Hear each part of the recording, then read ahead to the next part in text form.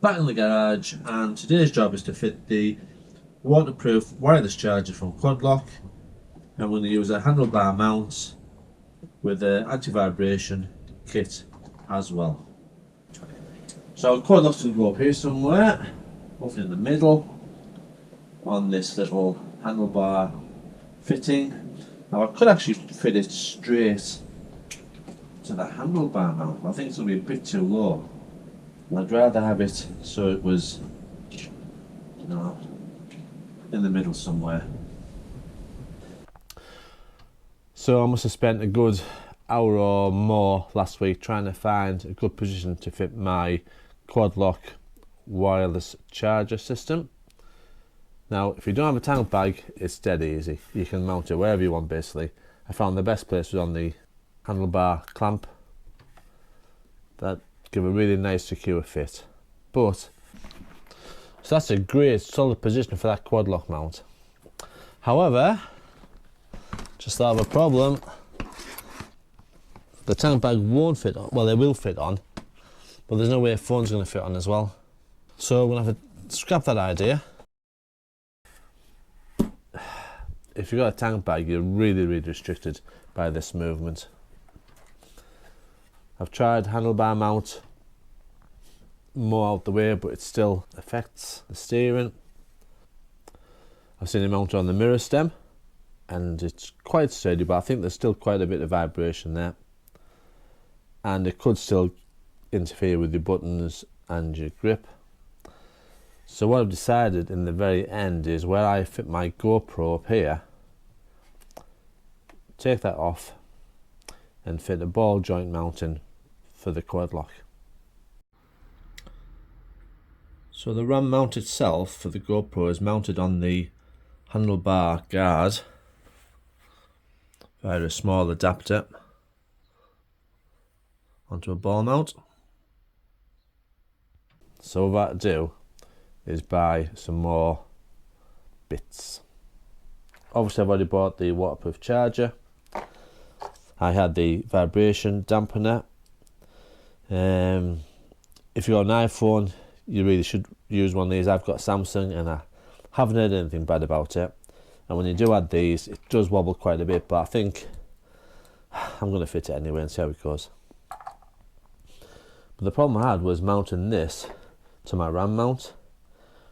Now I've had all sorts of ideas of what to do, bolts and all sorts of configurations. I mean, that's not a bad one, that might do it, but I have to buy a longer bolt. But then I bought a Quadlock 1-inch ball adapter, which has a thread already in it. So that's going to mount to my damper, and that's going to mount to there. That's going to go on my RAM mount. This was actually the proper Quadlock adapter, so it's pretty expensive. Bit of a shame. So that's going to go on the RAM mount, and we're going to use this vibration dampener. Good thing about using this proper Quadlock adapter rather than just one that's been cut up is the grooves, you know, will actually locate into there, so it's, you know, it's much a better fit.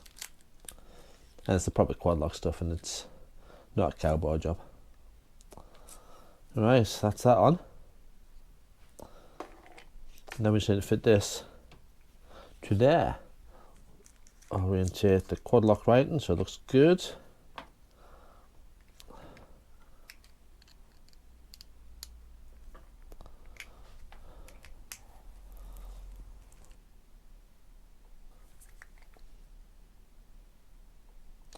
Right, that's all nice and tight.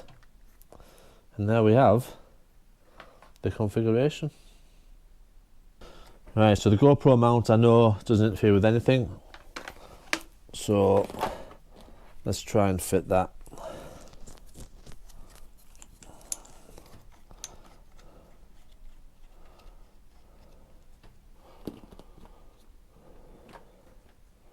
And we'll just get somewhere close for now.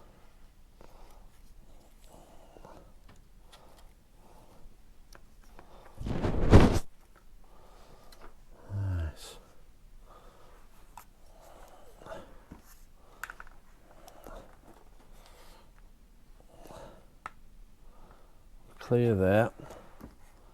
I think we're going to be clear there. So it's going to be something like that. Let's get the phone.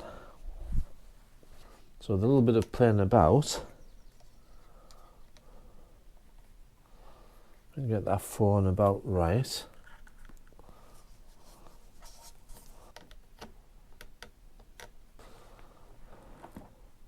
Clear.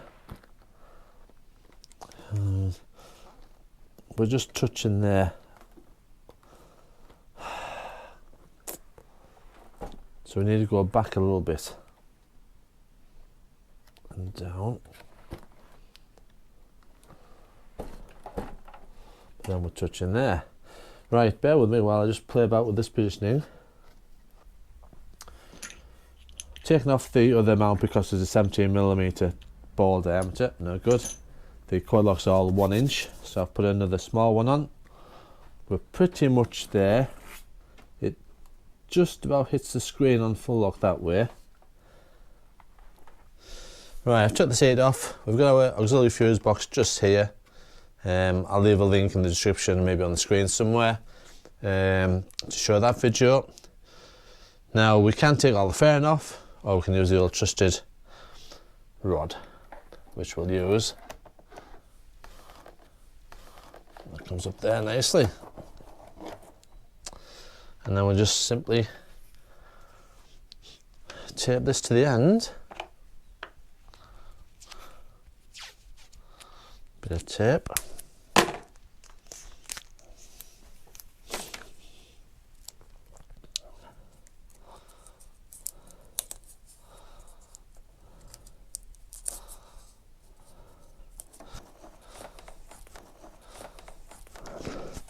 Pull that through.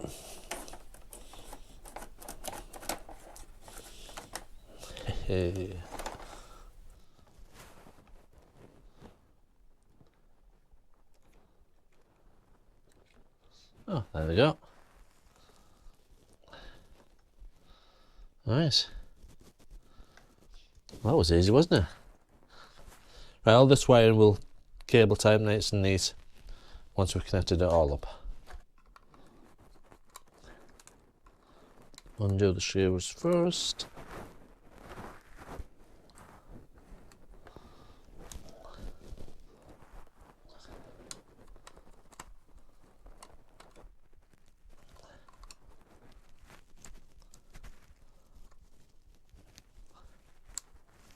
Nice. Time to try it now, I suppose.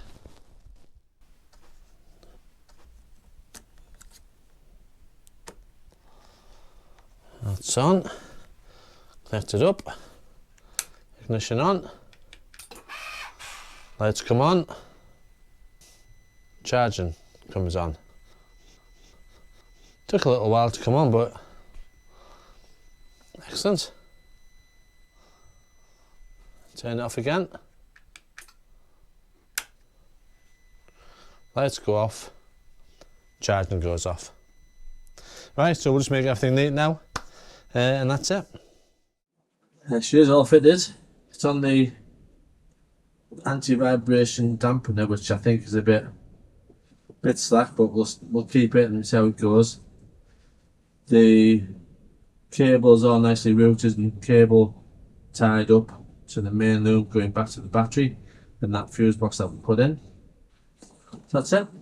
If you found the video useful, please give me a like and don't forget to subscribe to the channel to see more on this bike, and of course when we go touring, which won't be very long now.